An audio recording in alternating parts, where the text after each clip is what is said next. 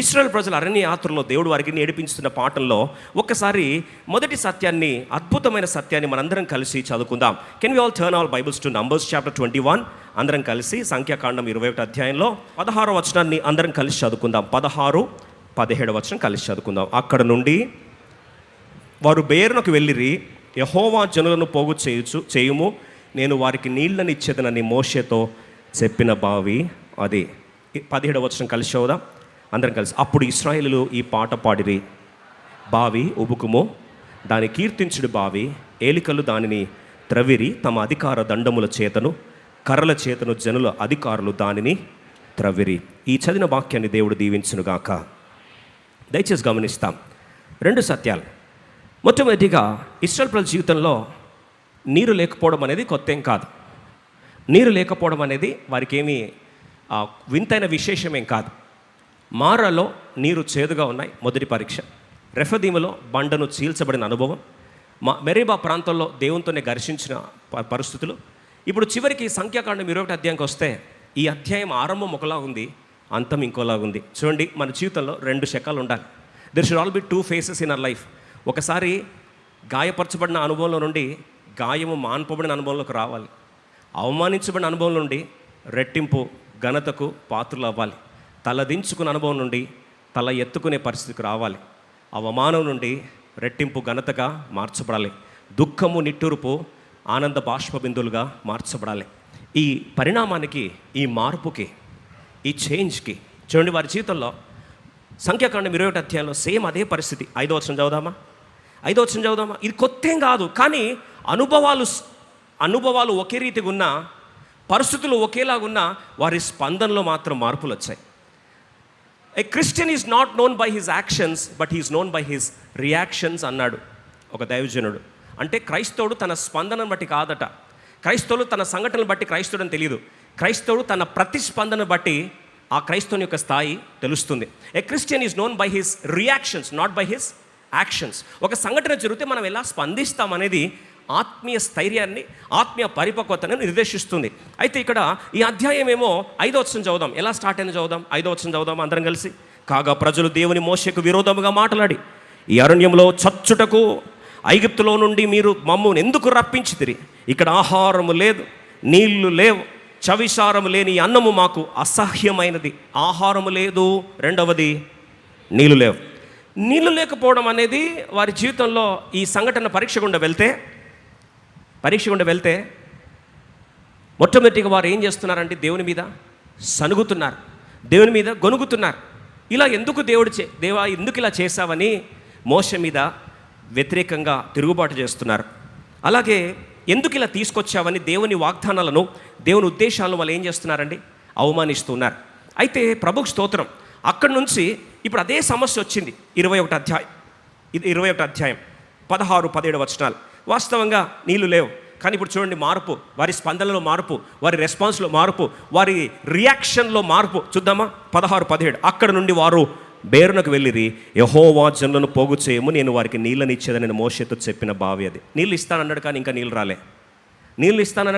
రాలే. కానీ వాళ్ళు ఏం చేస్తున్నారు? 17వ వచనంలో సనిగిన వారు ఇప్పుడు దేవుని స్తుతిస్తున్నారు, ఆవేదన చెందిన వారు ఆరాధన చేస్తున్నారు. 17వ వచనం చదువుదామా? అప్పుడు ఇశ్రాయేలు ఈ పాట పాడిరి. బావి ఉబుకుము, దాన్ని కీర్తించుడు బావి, ఏలికలు దాన్ని త్రవిరి. ఇంకా నీళ్ళు రాలే, ఇంకా బావి కూడా ఇంకా అక్కడ ఏర్పాటు చేయబడలే. కానీ వారు దేవుని ఏం చేస్తున్నారండి? స్తుతిస్తున్నారు, దేవుణ్ణి ఆరాధిస్తున్నారు, దేవుణ్ణి గణపరుస్తున్నారు. ఈ మార్పు గల కారణం ఏంటంటే చూడండి, ఒక అద్భుతమైన సత్యాన్ని చూస్తాం. వారి జీవితంలో దేవుడు ఇశ్రాయేలు ప్రజల జీవితంలో ఒక పాఠాన్ని నేర్పించాలని ఆశపడ్డాడు. మన జీవితంలో కూడా ఇది చాలా ప్రాముఖ్యమైన పాఠం. నీ జీవితంలో నువ్వు బాగుపడాలంటే, ఈ అనుభవాల మార్పులో నుంచి నీ జీవితంలో ఈ రియాక్షన్ మారాలి అంటే ఫస్ట్ ఆఫ్ ఆల్ దేవుడు ఒక పాఠం నేర్పిస్తాడు. మీరు ఒక 3-4 వచనాలు చదువుదాము. దాంట్లో ఒక పదం ఏది కామన్గా వస్తుందో మీరు చెప్పండి. ఒక 4 వచనాలు చదువుదాము, అందులో కామన్గా రిపీట్ అయిన పదం ఏదో మీరు చెప్పండి. సంఖ్యాకాండం 21వ అధ్యాయం 10వ వచనం, 11వ వచనం, 12వ వచనం, 13వ వచనం, ఈ 4 వచనాలు కలిసి చదువుదాము. ఒక కామన్ పదం మీరే చెప్పండి, ఇంకా మెసేజ్ మీకు అర్థమైనట్టే. 4 వచనాలు చదువుదాము. సంఖ్యాకాండము 21 అధ్యాయము 10, 11, 12, 13, 10, 11, 12, 13. ఇందులో ఒక పదం ఏదైతే కామన్గా వచ్చిందో మీరే చెప్పండి. తరువాత ఇశ్రాయేలీయులు సాగి ఓబోతులో దిగిరి. ఓబోతులో నుండి వారు సాగి సూర్యోదయ దిక్కున అనగా మోయాబు ఎదుట అరణ్యమందలి ఇయ్యే అబారీమునొద్ద దిగిరి. అక్కడ నుండి వారు సాగి జరేదు లోయలో దిగిరి. అక్కడ నుండి వారు సాగి అమోరీల పలమేరులను వచ్చి ప్రవహించి అరణ్యము సంచరించి అర్నోను అద్దరిని దిగిరి. అర్నోను మోయాబీలను అమోరీలను మధ్య నుండి మోయాబు సరిహద్దులను చాలండి. ఇప్పుడు ఈ 4 వచనాలు ఒక కామన్ పదం చెప్తారా? 100%, 100 మార్క్స్. జీవితంలో దేవుడు చెప్తున్న మొదటి పాట ఏం తెలుసా? సాగాలి. మనం అంటాము ఆగాలి అంట. గట్టిగా చెప్పండి. దేవుడు ఏమంటాడు? సాగాలి. మనం ఏమంటాం? ఆగాలి అంటాం. జీవిత సత్యం ఇదే. అరణ్య యాత్ర అంటే యాత్ర ఎప్పుడు పురోగమన యాత్ర అయి ఉండాలి. It should always be a progressive journey. కానీ జీవిత మజిలీలో కొన్నిసార్లు జీవిత యాత్రలో కొన్ని మజిలీల దగ్గర మనం ఎక్కువసేపు ఏం చేస్తామండి? ఆగిపోతాం. If life is a journey, sometimes we stop in certain points for an inordinate time. విషాదకరమైన సంఘటన ఏంటంటే కొన్ని ప్రాంతాల్లో జీవిత మజిలీల్లో సమయం కంటే ఎక్కువ ఆగిపోతే అక్కడ ఏం జరుగుతుంది? దయచేసి మన జీవితంలో ఒక మాట చూస్తాం. వారు మొదటిగా ఆగిన ప్రాంతం 10వ వచనం చదువుదామా? అందరం కలిసి చదువుకుందామండి. Verse 9. Can you all read together please? 9వ వచనాన్ని అందరం కలిసి చదువుకుందాం.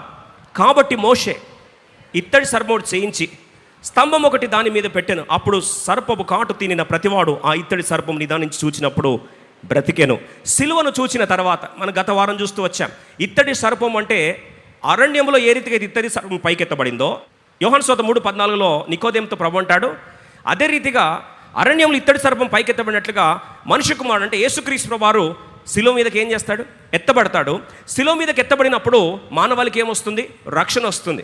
ఆ ఇత్తడి సర్పం చూసిన వారికి ఏ రీతిగా అయితే స్వస్థత వస్తుందో, విడుదల వస్తుందో, మరణం నుంచి జీవులకు దాటించబడతారో, ఆ పాము విషయానికి కాస్త విడుదల వస్తుందో, అదే రీతిగా పాపమునకు విషమైన మరణం మీద యేసుక్రీస్తు వారు కల్వరిశిలలో జయించడం ద్వారా ఆ విషము కాస్త మధురంగా మార్చడమే కాదు, మరణము కాస్త జీవంగా మార్చబడమే కాదు, మన జీవితంలో దేవుడు అవమానం నుంచి గెలుపు, ఒక మాటలో ఓటమి నుంచి విజయం, ఇది దేవుడు దయచేయాలని ఆశపడచ్చు.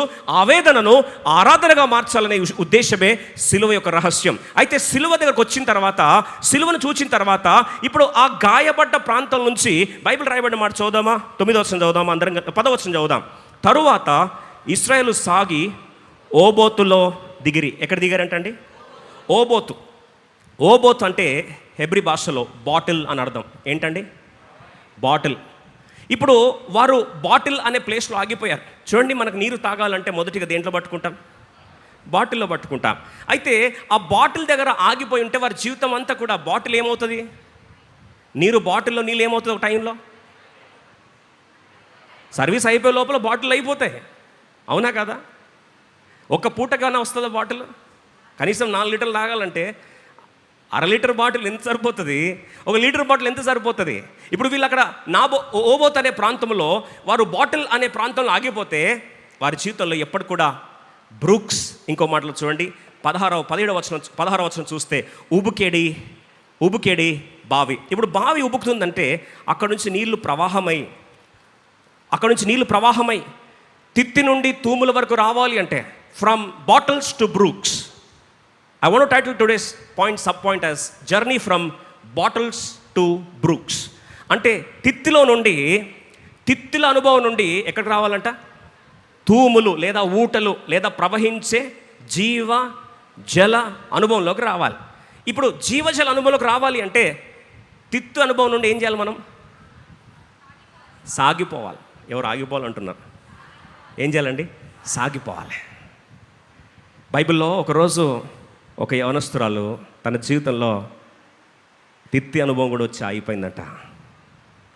అబ్రహాము నీరుని తీసుకొని కుమారుని ఇష్మాయిల్ తీసుకెళ్ళి హాగరు మీద పెట్టి తనకు రాసించిన ఆస్తి ఏంటంటే వారికి సాదికాండం 21 అధ్యాయము, జెనసిస్ చాప్టర్ 21 వర్స్ 14 కలిసి చదువుదామా? ఆదికాండం 21:14 చూడండి ఏం రాసిచ్చాడో. అందరం కలిసి 15వ వచనం చదువుదాం రండి. అలాగే 14, 15 కలిసి 14, 15 కలిసి చదువు. కాబట్టి తెల్లవారినప్పుడు అబ్రహాము లేచి ఆహారము నీళ్ళ తిత్తిని బాటిల్ తీసుకొని ఆ పిల్లవానితో కూడా హాగరునకు అప్పగించి ఆమె భుజము మీద వాటిని పెట్టి ఆమెను పంపివేసెను. ఆమె వెళ్ళి బెయేర్షెబ అరణ్యంలో ఇటు అటు తిరుగుతుండెను. బాటిల్ చేతిలో పెట్టాడట. 15వ వచనం కలిసి చదువుదాం, అందరు కలిసి చదువుదాం. ఆ తిత్తిలోని నీళ్ళు అయిపోయిన తరువాత ఆమె ఒక పొద కింద ఆ చిన్నవాణిని పడవేసి. హాగర్కి ఇచ్చిన దర్శనము దేవుడు వాగ్దానాల ద్వారా మాట్లాడు. ఇష్మాయిల్ అంటే దేవుడు వినేవాడు అని చూసి ఆ పిల్లవాడికి ఇష్మాయిల్ దేవుడు వింటాడని చెప్పింది. తర్వాత నా దేవుడు చూశాడని ఎల్రోయ్ అని చెప్పింది. ఆయన చూసేవాడు, ఆయన వినేవాడు. నా కుమారుడు గురించి భవిష్యత్తు గురించి దర్శనాన్ని ఇచ్చాడని విజన్ని పట్టుకున్న ఆ తల్లి ఎప్పుడైతే నీళ్ళ తిత్తిలోని నీళ్లు అయిపోయాయో ఆ దర్శనానికి గుర్తుగా ఉన్న ఇష్మాయిల్ ఏం చేసిందండి? బిగ్గర చెప్పాలి, పడవేసి. ఇంగ్లీష్లో చాలా బాగా రాస్తుంది. 21:15 English. And the water in the bottles got exhausted. మనుషులు కొన్నిసార్లు, రండి కలిసి చూద్దాం. And the water was spent in the bottle. చూడండి, వనరులు రెండు రకాలు. లోకం ఇచ్చేది, ప్రజలు ఇచ్చేది, గతం ఇచ్చేది మనకు బాటిల్ లాంటిది. మనం బాటిలే ప్రపంచం అనుకుంటే ఒక బాటిల్ తాగిన నీళ్ళు ఏమవుతాయి? ఒకరోజు అయిపోతాయి. ప్రభు అంటాడు, అక్కడి నుంచి నేను నీ కొరకు ఏర్పాటు చేసింది పెద్దది ఉంది. అదేంటంటే ఉబుకేడి ఊట, ఉబుకేడి బావి, ఉబుకేడి నీరు, నదులు. అందుకొరకు ప్రభు అన్నాడు, ఎడారిలో నీకేం చేస్తాను? నదులను పారజేస్తాడు. బాటిల్ ఇస్తానడా? ఎడారిలో తిత్తులు ఇస్తానడా? నదులు ప్రవహింపజేస్తాను? నదులు అన్నాడు. ఇప్పుడు నదులు రావాలంటే బాటిల్ దగ్గర నుంచి ఏం చేయాలి? వారి జీవితంలో ఒక పదం కనిపిస్తుంది, సాగి సాగి సాగి సాగి. బాటిల్ దగ్గర వారి జీవితం ఆపుకోలే. ఓబోతు ప్రాంతంలో ఆగిపోయి ఉంటే వారి జీవితంలో బాటిళ్లలోనే ప్రపంచం అక్కడే ఆగిపోయి వనరులు అయిపోయి ఇక మా భవిష్యత్తు ఏంటని చెప్పి అక్కడే సనుగుతూ కూర్చుంటే కుటుంబాలు కుప్పగూలిపోయేవి, లక్షలాది మంది జీవితాలు భస్మం అయిపోయి. ఈరోజు కొన్ని ప్రాంతాల్లో మనం సాగిపోకుండా అక్కడే ఆగిపోతే సమృద్ధిని ఎప్పుడు చూడలేమని దేవుని సేవకుని మరొకసారి జ్ఞాపకం చేస్తున్నా. Probably you are carrying a provision but you are not focusing on abundance. God's vision is abundance, not provision. We have to move from survival to revival.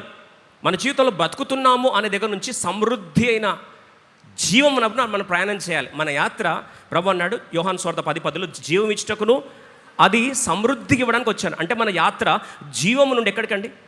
సమృద్ధి అనే జీవం. Our journey is from survival to revival. Our journey is not counting days. ఈరోజు విషాదం ఏమిందంటే మనము we're only living on survival but we're not focusing on revival. జీవం వైపు మన గమనిక ఉంది కానీ ఉజ్జీవాన్ని మనం పట్టించుకోవట్లే. ఈరోజు జీవం మీద మన గమనిక ఉంది కానీ సమృద్ధి అయిన జీవం పట్ల మనకు గమనిక లేదు. అయితే ఆ సందర్భంలో బైబిల్లో సెలవించిన మాట ఏంటంటే, హాగరు ఆ పిల్లవాడిని పడేసింది. తిత్తులో నీళ్ళు అయిపోయాయా, ఎలా బతకాలి? సరే, నా బతుకు పక్కన పెడితే నా పిల్లోడు ఎలా బ్రతకాలి, అసలు భవిష్యత్తు ఏంటని ఆలోచిస్తున్నప్పుడు యెహోవా దూత, దయచేసి వినండి ఈ మాట, యెహోవా దూత తనకు ఆ రోజు దర్శనం ఇచ్చి ఒక్కసారి తన మనోనేత్రాలు తెరిచినప్పుడు వెంటనే తనకి ఏం కనిపించిందట? రండి చూద్దాం. ఆదికాండం 21:17 కలిసి చదువుకుందాం.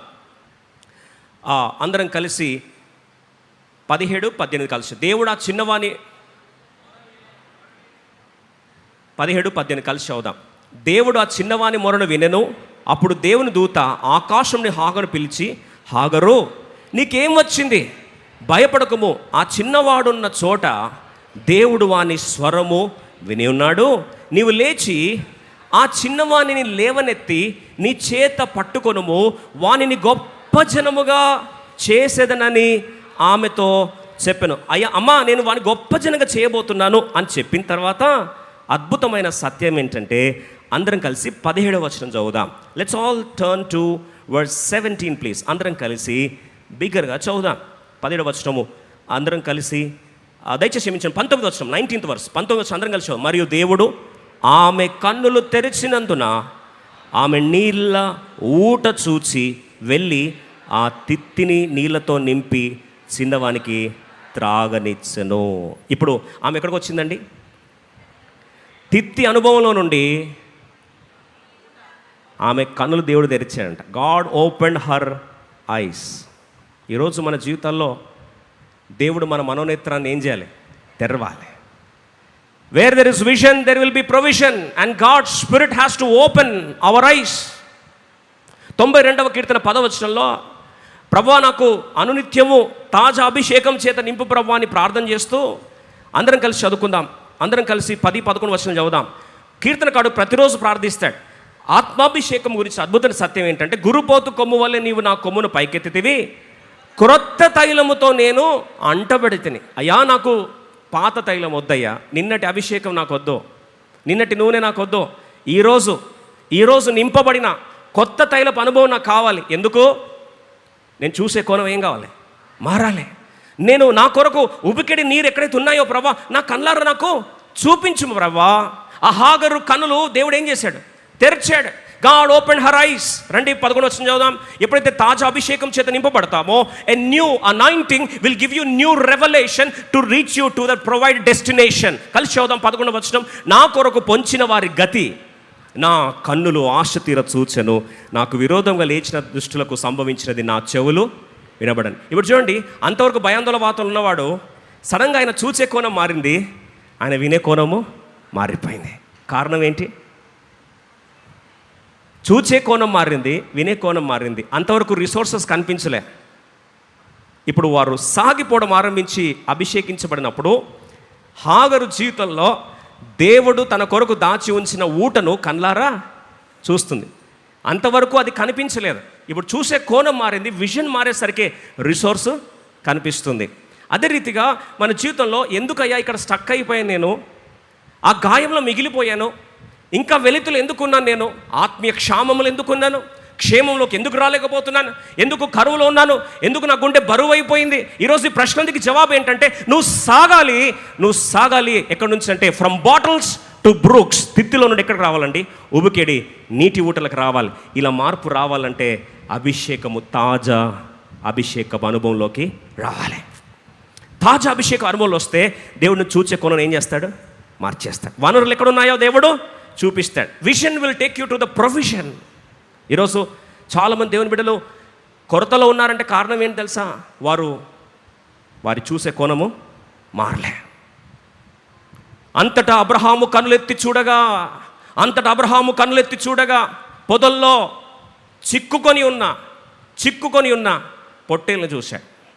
హాగరు కన్నులు తెరవబడగా అక్కడ ఉబికెడి నీటి ఊటను చూసింది. ఈరోజు ప్రియ సహోదరి సోదరులు, సాగకుండా అలాగే స్టక్ అయిపోయి ఉన్నావా? ఈరోజు దేవుని స్వరము, దేవుని నడిపింపు. అందుకని ప్రభు అంటాడు, నా అభిషేక్తునికి నేను దీపముగా ఉంటాను. God says I want to be a light అంటూ మై అనాయింటెడ్. అభిషేకునికి దీపం అంటే, కీర్తకుడు అంటాడు, అయ్యా నీ వాక్కు నా త్రోవకు వెలుగై ఉన్నది, చీకటిలో అది నాకు దీపముగా ఉన్నది. ఈరోజు దేవుని దర్శకత్వాన్ని, రెవల్యూషన్ని, గైడెన్స్ని ఈరోజు అనుభవించట్లేదా? చాలా పెద్ద పొరపాటు చేస్తున్నాం. మనలో చాలామంది ఎక్కడో స్టక్ అయిపోయి ఉంటాం, ఇంకా బాటిల్స్ దగ్గర ఉండిపోతాం. ఈరోజు అక్కడి నుంచి తిత్తుల అనుభవం నుండి తూముల అనుభవంలోకి రావాలి. ఈరోజు బ్రతుకుతున్నామనే అనుభవం నుంచి, జీవపు అనుభవం నుండి ఉజ్జీవపు అనుభవంలోకి రావాలి. ఈరోజు జీవం నుండి సమృద్ధి అయిన జీవపు అనుభవంలోకి రావాలి. అందుకొక మాట బైబిల్లో సెలవిస్తుంది, నాకు చాలా ఇష్టం. లైఫ్ టెంపుల్ మనం స్థాపించకుండా దేవుడు మాట్లాడిన మాట, ద్వితీయోపదేశకాండం 1వ అధ్యాయము చూడండి, ఎంత బ్యూటిఫుల్ రాస్తుంది. చివరికి మోషే కూడా కొన్నిసార్లు కొన్ని మంచిగా కనిపిస్తాయి మనకు అక్కడ. ద్వితీయోపదేశకాండం 1వ అధ్యాయం 6వ వచనంలో దేవుడు మోషేతో ఒక మాట అంటాడు. డ్యూట్రానమీ 1:6 కలిసి చదువుదామా త్వరగా. ద్వితీయోపదేశకాండం 1వ అధ్యాయం 6వ వచనం. మన దేవుడిని యెహోవా హోరేబులో మనకు ఇలాగూ సెలవిచ్చెను, ఈ పర్వతం వద్ద మీరు నివసించిన కాలము చాలు. ఎనఫ్. హోరేబు బాగుంది, అక్కడే కూర్చుంటా అంటే ప్రభు ఏమంటున్నాడు? నివసించిన సమయము చాలు. మరి ఏం చేయాలి? సాగిపో. ఒకటే ఆన్సర్. ఏం చేయాలి? బిగ్గర చెప్పండి. ఆగిపోకు, సాగిపో. Don't get stuck there. ఒకసారి చెప్తే వినాలి కదండి, మనకు వినే బుద్ధి ఉండదు. కదులు అంటే కదలాలి కదా, కదలం. ఆగు అంటే ఆగాలి. ఈయన అన్నాడు, బహుశా వీళ్ళు ఇస్రాయేల్ ప్రజలు అన్నారు, ఈ పర్వతం బాగుందయ్యా అని. హోరే పర్వతం బాగుందని చెప్పి ఆ పర్వతం చుట్టే తిరుగుతూ ఉన్నారంట. మనకు కొన్నిసార్లు కొన్ని ఇష్టమైతే ఏం చేస్తాం చెప్పరేండి అంటే, అక్కడే మీరు పిల్లల్ని షాపింగ్ మాల్ తీసుకెళ్ళండి, వాళ్ళకి నచ్చింది అనుకోండి, అక్కడే తిప్పుతుంటారు. మళ్ళీ అక్కడే తిప్పుతుంటారు. రారా ముందుకు వెళ్దామంటే కూడా వాళ్ళకి అక్కడికి తిప్పుతాం. ఇప్పుడు దేవుడు మళ్ళీ ద్వితీయోపదేశకాండం 2వ అధ్యాయం, డ్యూట్రానమీ 2:3 2వ అధ్యాయం 3వ వచనం, అద్భుతమైన మాట చూడండి. దేవుడు ఏమంటున్నాడు చూడండి, ద్వితీయోపదేశ కాండము 2వ అధ్యాయం 3వ వచనంలో, ఇంకా దీనికంటే ఇంకా ఘాటుగా బహుశా చెప్పకపోవచ్చేమో దేవుడు. ఎందుకు? మొదటి వచనం చదువుదాం, 1 and 2 అందరం కలిసి చదువుకుందాం. మరి యెహోవా నాతో చెప్పినట్లు మనము తిరిగి ఎర్ర సముద్ర మార్గమున అరణ్యమునకు ప్రయాణమైపోయి బహుదినములు శేయీరు మన్యము చుట్టూ తిరిగితిమి. ఎన్ని రోజులంట? బహుదినములు శేయీరు మన్యంలో ఏం చేస్తున్నారంట? తిరుగుతూ ఉన్నారు. గోల్ చక్కర్ తిరుగుతూనే ఉన్నారంట, రౌండ్గా సుడిగాల్లాగా తిరుగుతూ ఉంటే ఇప్పుడు ఏమంటాడు దేవుడు చూడండి, అంతటా యెహోవా వాక్కు ఇలాగ సెలవిచ్చెను, మీరు ఈ మన్యము చుట్టూ తిరిగిన కాలము చాలా. Enough of rat race, enough of rotating there, revolving there. అక్కడే తిరిగి లాస్ట్కి ప్రభు అన్నాడు, అయ్యా చాలేనాయన, మీరేం పిచ్చిది, అక్కడే తిరుగుతున్నారు. ఇప్పుడు ఏం టైం వచ్చింది? సాగిపో. ఎందుకు చెప్తున్నా ఈ మాట అంటే, కొన్నిసార్లు వనరులు కొన్ని దేవుడు ఆపేశాడా. ఒకరోజు 40 సంవత్సరాలు అలవాటు పడ్డారు వాళ్ళు. దేనికి తెలుసా? మన్నాకి. 40 సంవత్సరాలు ఒక దానికి అలవాటు పడితే వీడుకోలు చెప్పడం ఈజీనా కష్టమా? మీరు ఫేర్వెల్లో చూడండి, పిల్లలు 9th క్లాసో 8th క్లాసో ఓ క్లాస్ అంతా సంవత్సరం పిల్లలు వాళ్ళ ఫ్రెండ్స్తో కూర్చుంటారు. ఇప్పుడు స్కూల్ షిఫ్ట్ చేస్తున్నామంటే ఏడుస్తూ ఉంటారు. ఎందుకండి? ఇంకా అప్పుడప్పుడు చూడాలి సెంటిమెంట్లు. మళ్ళీ ఫ్రెండ్స్ దొరకరు, ఆ ప్లేస్ దొరకరు. కూర్చుని చూసి ఐ మిస్ యూ అని అక్కడ అన్నీ చూసుకుంటారు పాపం, అన్నీ పోయి చూసుకుంటూ ఉంటారు, ప్లే గ్రౌండ్ అన్నీ చూసుకొని. తర్వాత ఎప్పుడు మళ్ళీ చూడమేమో అని. 40 సంవత్సరాలు మన్నా గురించి ఏం కష్టపడనక్కర్లేదు. బైబిల్లో రాయబడ్డ మాట యెహోషువ గ్రంథం 5వ అధ్యాయం 12వ వచనం.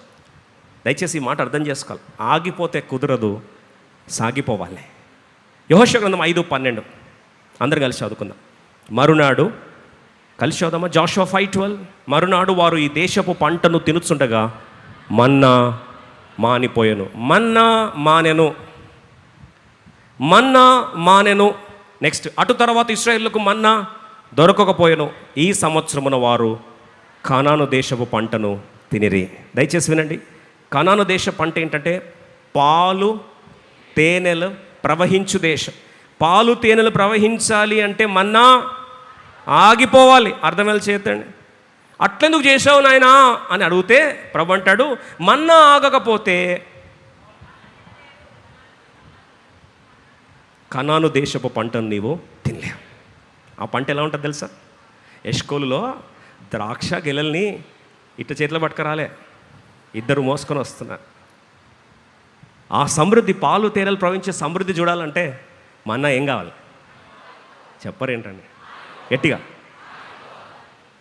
1వ సమూయేలు గ్రంథం 16వ అధ్యాయం 1వ వచనం. సమూయేలు జీవితంలో ఒక రోజు ఒక దగ్గర స్టక్ అయిపోయాడంట. ఒక బాటిల్ దగ్గర స్టక్ అయిపోయాడు. ఇంకా ముందుకు వెళ్ళట్లే. ఇంకా నేను వెళ్ళలేనన్నాడు. ఏడుస్తున్నాడు. ఎన్ని రాత్రులు ఏడ్చాడో. తలగడను ఏడ్చి పిల్లో తడిసిపోయింది, గొంతు ఆరిపోయింది, కన్నీరు ఇంకా ఎండిపోయింది, మాటలు రాట్లే, ఏడుపు తప్ప ఏం రాట్లే. 1వ సమూయేలు 16వ అధ్యాయం 1వ వచనం. ఒకరోజు దేవుడు దర్శనం ఇచ్చాడు. రండి ఏమంటున్నాడు చూద్దాం రండి. అంతటి యెహోవా సమూయేలుతో ఇలాగ సెలవిచ్చెను. కలిసి చదువుదామండి అందరం కలిసి. ఇశ్రాయేలీయుల మీద రాజుగా ఉండకుండా నేను విసర్జించిన సౌలు గూర్చి నీవు ఎంతకాలము దుఃఖింతు? How long you want to cry? ఎంతకాలం ఏడుస్తావయ్యా? ఎంతకాలం ఏడుస్తావు? ఈరోజు ఒక జరిగిన గాయం గురించి ఏడుస్తున్నావా? జరిగిన ఒక అవమానం గురించి ఏడుస్తున్నావా? ఆగిపోయిన వనరుల గురించి ఏడుస్తున్నావా? ఒక ఉద్యోగం నాకు పింక్ స్లిప్ ఇచ్చిందని ఏడుస్తున్నావా? ఒక జాబ్ పోయిందని ఏడుస్తున్నావా? ఒక వ్యాపారం నాశనమైందని ఏడుస్తున్నావా? ఒక బంధం కూలిపోయిందని ఏడుస్తున్నావా? ఒక వ్యక్తి నీ నుంచి దూరమైందని ఏడుస్తున్నావా? ఎందుకు ఏడుస్తున్నావు ఈరోజు? ఒకవేళ ఈరోజు ఓబోతు ప్రాంతంలో ఆగిపోయి ఉంటే ప్రభు జ్ఞాపకం చేస్తున్నాడు, నీకు ఊపికేడి నీరు రావాలంటే నువ్వేం కావాలి? సాగిపోవాలి. ఇంకా బిగ్గర చెప్తారా? ఒకరోజు దావీదు జీవితంలో గాయం జరిగింది. ఎంతగానో ఇష్టపడ్డా ఆ యొక్క తన జీవితంలో ఆ బత్షెబా ద్వారా పుట్టిన మొదటి కుమారుడు బ్రతకాలని ఏడ్చాడు, ఉపవాసం చేశాడు. ఇంకా చెప్పాలంటే తన జీవితంలో ఉపవాసం, భయంకరమైన ఉపవాస దీక్ష చేశాడు. రండి 2వ సమూయేలు గ్రంథము 12వ అధ్యాయం 23 వచనంలో ఒకరోజు దుర్వార్త వచ్చిందంట. ఒక షాకింగ్ న్యూస్ వచ్చింది. అయ్యా నువ్వు ఎవరి కొరకు ప్రార్థన చేస్తున్నావో, ఏ ప్రార్థనకు జవాబు రావాలని ప్రార్థన చేస్తున్నావో, ఏ బిడ్డ బ్రతకాలని ఈరోజు కనీసం చుక్క నీరు కూడా తాకకుండా ఉపవాస దీక్ష చేస్తున్నావో, ఇప్పుడే అందిన వార్త, ఆ కుమారుడు చనిపోయాడు. ఉపవాసాలు చేసి పోరాడి దేవునితో వ్యాజ్యమాడి ఏది బ్రతకాలో ఏది నీకు ఉండాలో అని కోరుకున్నావో ఆ బిడ్డే లేడు. ఇప్పుడు ఏం చేయాలి? నా ఉపవాస ప్రార్థన నీకు కనిపించలేదా ప్రభా? అసలు నీ కనీసం నీ మనసు ఉంటే, నీ మనసు అనేది ఒకళ్ళు ఉంటే, నా గాయపడ్డ మనసు నీకు అర్థం కాలేదా ప్రభా? ఏం కోరుకున్నా నేను అని అనలేమా? దేవుని మీద అలుగుతాం, మంత్రం మీద అలుగుతాం, వాక్యం మీద అలుగుతాం. ఇంకొక మాటలు చెప్పాలంటే కృంగిపోయి ఓబోతు ప్రాంతంలోనే ఇక బహుశా సమాధి అయిపోయి పరిస్థితికి వచ్చేస్తాం. బైబిల్ సెలవిస్తున్నాండి, కలిసి చూద్దాం. దావీదు నేర్పిస్తున్న పాఠం. ఈరోజు గాయకుండా వెళ్ళావా? Are you going through a trauma in your life? Let's turn our Bibles to 12:23 of Sam, second Samuel, 2వ సమూయేలు 12వ అధ్యాయం 23వ వచనం. ఇప్పుడు చనిపోయాను. 22-23 చదువు. 22-23, 22-23 కలిసి చదువు. అద్భుతమైన మాట. అతడు బిడ్డ ప్రాణముతో ఉన్నప్పుడు దేవుడు నా యందు కనికరించి వాని బ్రతికించునేమో అనుకొని నేను ఉపవాసం ఉండి ఏడ్చుచుంటిని. ఆయన బతుకుతాడేమో ఉపవాసం ఉండి ఏడ్చాను. 22వ వచనం. ఇప్పుడు చనిపోయాను గనుక నేను ఎందుకు ఉపవాసం ఉండవలను? వానిని తిరిగి రప్పించగలనా? తిరిగి రప్పించగలనా అనేవారు ఏడుస్తూనే ఉంటారు, కానీ దాని తర్వాత లేని హైలైట్ లేని నేను వాని యొద్దకు పోవుదును. నా యాత్ర ఆయన దగ్గరకు పోయే యాత్ర. నా యాత్ర ఆగిపోయే యాత్ర కాదు. నేను శాశ్వతంగా దూరం అయిపోయేది కాదు. నేను ఆ పిల్లవాడి దగ్గరికి వెళ్తా. సాగిపోయే యాత్రలో సుఖాంతము ఖచ్చితంగా తథ్యం. కాబట్టి ఏం చేస్తారంట? వాడు నా యొద్ద మరల రాడని నాకు తెలుసు, కానీ నేనే వాని దగ్గరికి వెళ్తాను. కాబట్టి ఏం చేయాలి అంటే 21వ వచనం చూద్దాం. 21వ వచనంలో, అతని సేవకుల బిడ్డలు జీవంతో ఉండగా ఉపవాసం ఉండి దాని కొరకు ఏడ్చుంటివి, కానీ అది మరణమైనప్పుడు లేచి భోజనం చేస్తేవి. నీవు ఇలాగున్న చేయుట ఏమని? కొన్నిసార్లు మన జీవితంలో దేవుడు జవాబు ఇవ్వకపోతే, జవాబు నో అంటే మనం ఏమంటాం? నువ్వు నాకు నో అంటే నేను నీకు చెప్పండి, పర్లేదు, చెప్పరా. నువ్వు నాకు నో అంటే చెప్పరే. ధైర్యం చాలట్లేదండి చాలామందికి. ఉన్నమాట చెప్పండి. నువ్వు నాకు నో అంటే నేను నీకు ఎస్ అంటారా? అబ్బా నేను నీకు సచ్చినట్టు ఏం చెప్తా? నోనే చెప్తా. నువ్వు నాకు నో అంటే నీ మందిరానికి నేనేం చెప్తా? చెప్పరేంటండి? నోనే చెప్తా. నువ్వు నాకు నో అంటే నీ పరిచర్యకు నేనేం చెప్తా? చెప్పట్లేదు చాలా. అంటే మేము అలా కాదండి అంటారా? చాలా మంది జీవితంలో ఏం చేస్తామంటే ఒక్కసారి దేవుడు నో చెప్తే మనం దేవునికి విముఖలం అయిపోతాం. కానీ దావీదు యొక్క ధైర్యం చూడండి. ఒకసారి 2వ సమూయేలు గ్రంథము అందరం కలిసి 12వ అధ్యాయం, 2 శామ్యూయల్ చాప్టర్ 12 అందరం కలిసి 20వ వచనం చదువుదాం. అద్భుతమైన మాట. 20వ వచనం 20th వర్స్. దయచేసి అర్ధసహితంగా చదువుదామండి. అప్పుడు దావీదు, 2 శామ్యూయల్ 12:20 అందరం కలిసి చదువుదాం బిగ్గరగా. అప్పుడు దావీదు నేల నుండి లేచి స్నానము చేసి తైలము పూసుకొని వేరు వస్త్రము ధరించి యెహోవా మందిరములో ప్రవేశించి మ్రొక్కి తన ఇంటికి తిరిగి వచ్చి భోజనము తెమ్మనగా వారు వడ్డించిరి. అప్పుడు అతడు భోజనము చేశాను. వాట్ ఆ ట్రాన్స్ఫార్మేషన్! లేచి స్నానము చేసి తైలము పూసి వేరే వస్త్రం ధరించి యెహోవా మందిరములో ప్రవేశించి మ్రొక్కి దేవుని ఆరాధించాడట. వాట్ ఆ బ్యూటిఫుల్ ఎక్స్పీరియన్స్ ఇట్ ఈస్. దేవుడు ఆన్సర్ నో చెప్పాడు నాకు అంటే నేను ధైర్యంగా లేచి దేవుని మందిరానికి వచ్చి సంతోషంగా దేవుని నేను ఆరాధిస్తాను అనేవాళ్ళు ఒకసారి చేస్తారా? దేవుడు దీవించునుగాక. ఎట్లా దీవించాడు తెలుసా దావీదుని? దాని తర్వాత దేవునికి ప్రియుడు, ద బిలవర్డ్ ఆఫ్ గాడ్. ఆ ప్లేస్లో, గాయం జరిగిన ప్లేస్లో ఎవరిని ఇచ్చాడు తెలుసా? దేవుని ప్రియుడు. ఒక మాటలో చెప్పాలంటే సొలొమోను దేవుడు తనకి బహుమానంగా ఇచ్చాడు. అంత గొప్ప కుమారుడు చరిత్రలో పుట్టలేదు, పుట్టబోడు. You have to move on. సాగిపో. You can't stop and a point. ఒక గాయం దగ్గర ఆగిపోయావా? అవమానం దగ్గర ఆగిపోయావా? ఈరోజు తలదించుకునే పరిస్థితులు ఆగిపోయావా? ఒక 4 కుష్ఠరోగులు ఒకరోజు అనుకున్నారంట, ఏలా మేము ఇక్కడ ఉండి చచ్చిపోవాలి, మేము లేచి సిరియనుల దండుపేటకి వెళ్తాం అన్నారట. ఆ 4 ధైర్యం చేసి వెళ్ళారు. దేవుడు వారికి సమృద్ధిని దోపుడు సొమ్ము ఇచ్చాడు. ఆ రాత్రికి వారి కరువు కాస్త కేవలం ఈ నలుగురిది కాదు, దేశం యొక్క కరువు ఏమైంది? సమృద్ధిగా దేవుడు మార్చేశాడు. ఈరోజు దేవుడు అట్టి కార్యాన్ని మన జీవితంలో జరిగించునుగాక. ఒకటే మాట, ఏం చేయాలి? గట్టి చెప్పరేంటండి? ఇంకా బిగ్గరగా మూవ్ ఆన్, సాగిపో. ఎందుకంటే దేవుడు ఏ నాటికీడు ఆనాడే అని చెప్పాడు. ఏ రోజుకి ఆ రోజు, ఏ పూటకు ఆ పూట దేవుని విశ్వాస యాత్రలో మనం నడుస్తున్నప్పుడు, ఈ జీవన యాత్రలో కొన్ని మజిలీల దగ్గర ఆగిపోవడానికి మంచిది కాదు. You have to move on. అక్కడ నుంచి ఏం చేయాలట?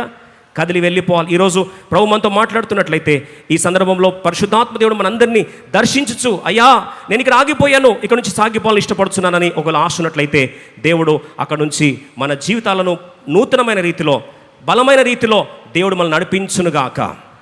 ఒక మాటలో మనం ఆగిపోతున్నామంటే అర్థం ఏంటి తెలుసా అండి? We're depending on yesterday supply. We're not progressing further for God's abundance. నిన్నటి వనరుల మీదనే ఆగిపోయాం కాబట్టి అక్కడ ఏం చేస్తున్నాం? ఆగిపోయి ఉంటున్నాం. చూడండి, ఏలియా జీవితంలో ఒక రోజు కేరితవాగా ఏమైంది? ఎండిపోయింది. ఎండిపోయింది, నేను నిరాహార దీక్ష చేస్తా ప్రభా అని ఏమనలే. ప్రభా అన్నాడు, అంశం చెప్పండి, ఏమన్నాడు? దగ్గర చెప్పండి. అదేంటి ప్రభా, ఈ కేరీ దగ్గర తీసుకొచ్చావు, బాగా అటాచ్మెంట్ అయింది, బాగా చల్లగా నీళ్లు బాగున్నాయి, కాకులు వచ్చి ప్రభాను ఒకటే గట్టి చెప్పండి. తీసుకునే చెయ్యి కాస్త ఏమైంది? ఇప్పుడు పెట్టే చెయ్యిగా దేవుడు మనల్ని మార్చునుగాక. దేవుని ఆరాధిస్తూ సాగిపోతే, ఆరాధించేవారు, సాగిపోయేవారు, worship will become your weapon. నీ ఆరాధనకి ఏమవుతుందండి? ఆయుధంగా మారుతుంది.